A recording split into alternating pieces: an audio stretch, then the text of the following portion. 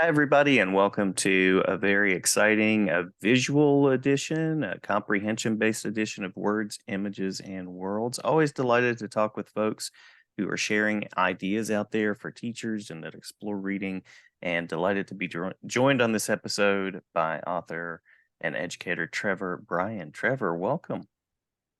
Well, thanks for having me. Yeah, How thank are you. you? Thank you. I'm good. I'm good. Doing well. So you have a book, The Art of Comprehension, that centers on visuals, which I've discovered somewhere through social media. It's published by Stenhouse. So I'll say that at the upfront, that's how I know your work. But what is it about the visuals and using visuals in a comprehension related way that's sort of drawn you in? So my history is as an art educator. So I've been a art teacher for almost 25 years.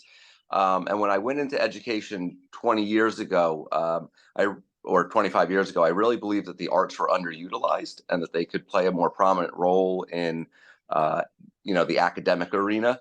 And so I kind of entered education thinking that, and I actually studied elementary ed as a like for a regular classroom teacher, and I quickly realized that I couldn't bring the arts in the way I wanted to. Partly just didn't have the time, and I also just didn't have like a good way of bringing them in that made sense at that point. So I went back to the art room. And then, so I always looked for these crossover areas, right, where I could bring the arts into uh, the general ed classroom.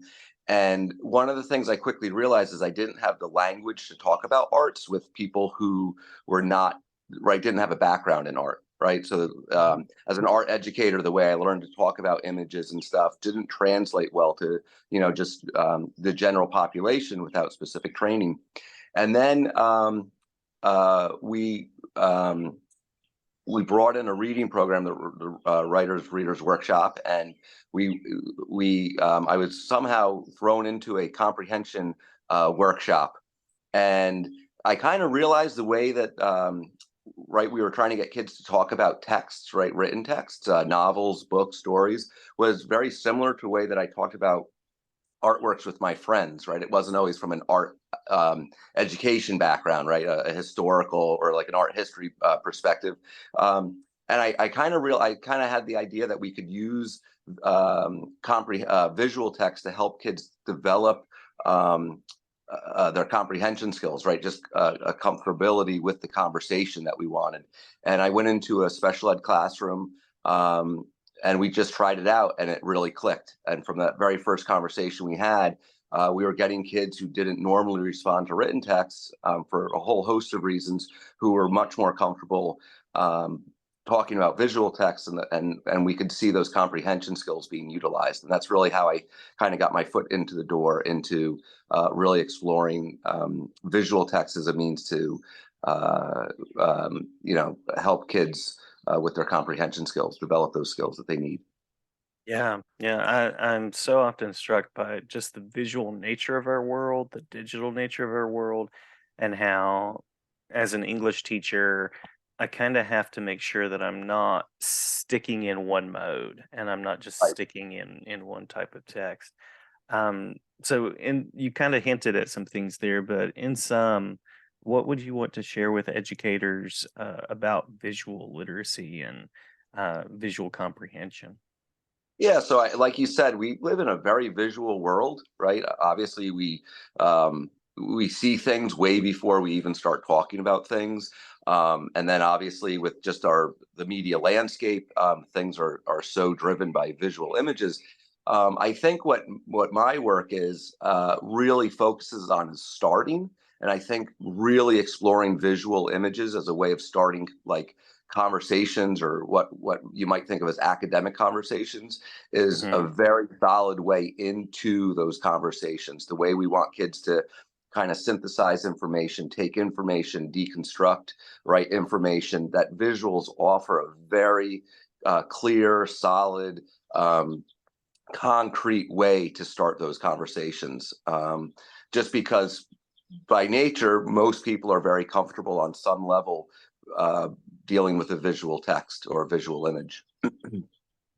You mentioned that you you kind of started the work with special education. Yeah. Um, so how do students sort of benefit from this approach? Yeah, I think there's like, I mean, when I work with teachers who kind of understand where I'm coming from, right, and we understand, there's like a little process that we go through. It's almost effortless because the decoding aspect doesn't right isn't as involved, and so we can kind of get into the conversation.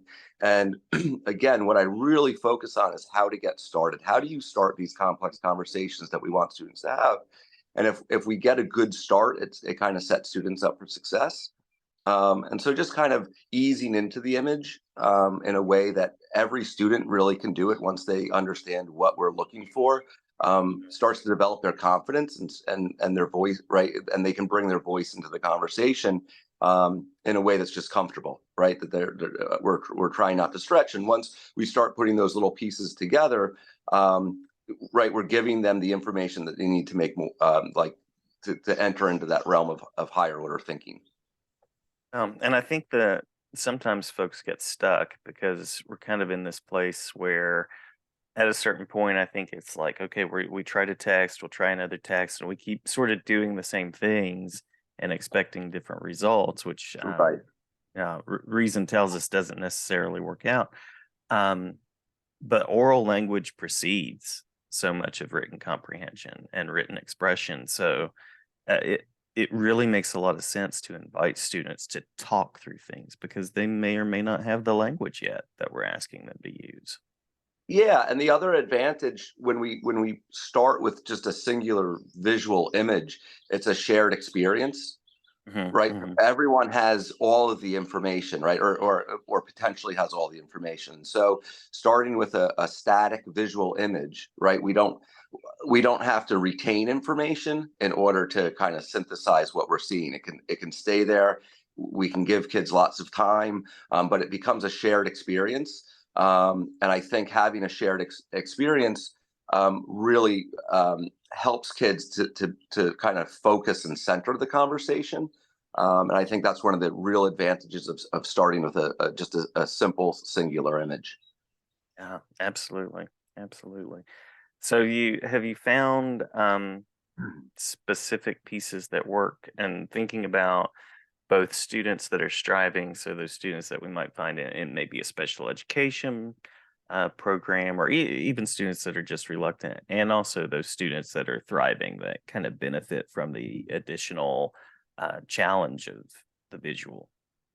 Yeah, so I mean, I basically just use a lot of picture books, right? I think Mhm. illustration.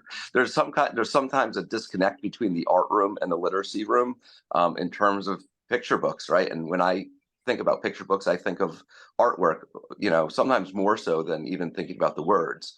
And that's why those images exist. And you have I mean, some of the greatest artists creating these beautiful picture books that are just underutilized.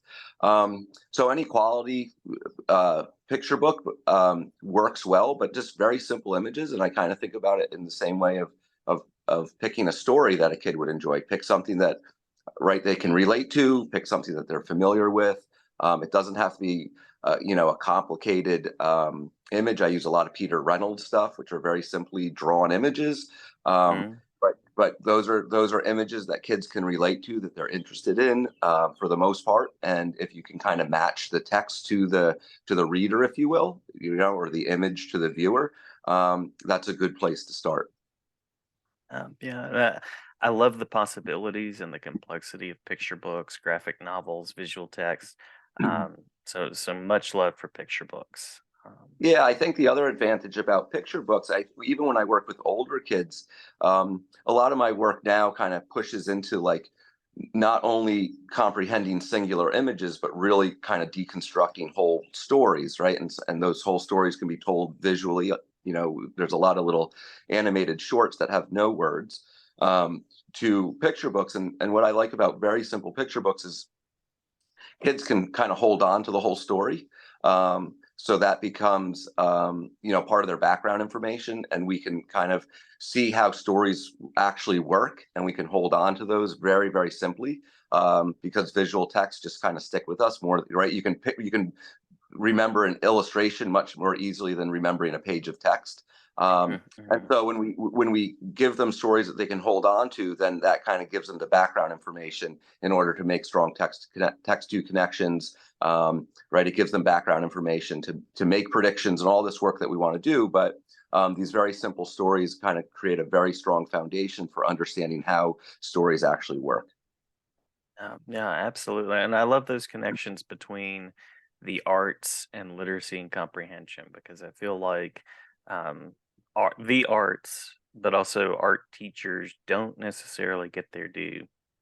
Yeah, and I mean, we tend to, right. So the hierarchy in the general population, especially in schools, but probably outside of schools, is that literacy is above artwork, right? I sort of, in a lot of ways, would respond like literacy is just one of the arts, right? When we're talking about written stories, right? So I don't necessarily put like reading text ahead of art, because it's just all, it falls under the arts, which is really about comprehension, or about communication and comprehension. And there's lots of ways that we can communicate, and there's lots of ways that we can, or lots of areas where we need to apply comprehension skills. And right, reading written text is one of those. Yeah, absolutely. Absolutely. So I'm going to mention the name of your book again, The Art of Comprehension. And the reason I bring that up is because I was wondering about resources that you would want to share with teachers, and that certainly is one of them. One of the things about education-based books and several of the books that I've worked on that's kind of prohibitive is the cost. I just worked on a 2 volume set about arts and research, and they're pretty expensive, which you know Yeah. is what it is, and I can't control that too much. But your book is affordable. Stenhouse does really interesting and engaging work, and so this is a resource that is out there that is not going to sort of break the budget for teachers that are looking for materials to really think about. Yeah. So yeah, Stenhouse did a beautiful job putting this book together, and I was lucky enough to get Peter Reynolds to do the cover, which was a huge Mm-hmm. thrill to collaborate. He also does some illustrations in the story, around the axis lenses, which is in some ways the heart of that book. Um, but I also have, if your listeners are interested in kind of exploring it, there's some free resources at Stenhouse. If you go into the resources, I put something together during COVID for families and teachers that kind of was a summary into a lot of the work. There's an article on my work in by Middle Web, that I think is really good. I also wrote a blog post for CCIRA, that kind of explains the process a little bit. I do have a YouTube channel that has some short videos. I don't have a ton of stuff up there that kind of gives you a view into how I approach texts and visual texts.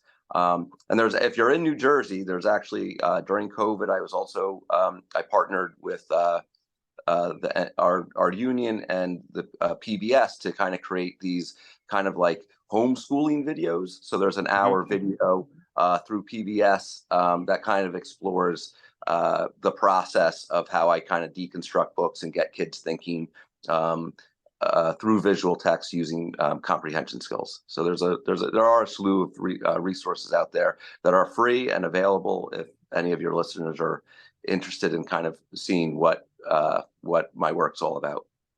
The other thing I'll mention is that you also have social media accounts, which I think that's initially how I found out about your work. So I've seen the access lenses there.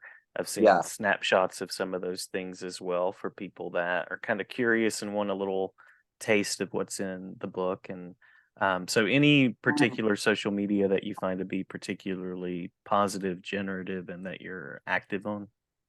Yeah. So I mean, I've been Twitter's been kind of back and forth now, but I Yeah. do have a Facebook page, The Art of Comprehension. That's probably going to be changing the name. I have I'll be putting a second book out, hopefully in about a year and a half, that kind of really dives into looking more at narrative structures, and how visual as a starting point, but it gets a little bit deeper into using comprehension skills to explore narratives. So that will be changing, but it's under the art of comprehension as of now. Trevor Bryan, my personal account is Trevor. I think it's Trevor A. Bryan at Facebook, and I post some stuff and kind of link those accounts. I'm on Twitter at Trevor A. Bryan, and those would probably be the two most prominent spaces. But the Facebook, the Art of Comprehension Facebook page, which again is going to be changing shortly, is a pretty decent resource. Yeah, and glad to hear that there's a follow-up book in development as well. Yeah, I'm super excited. I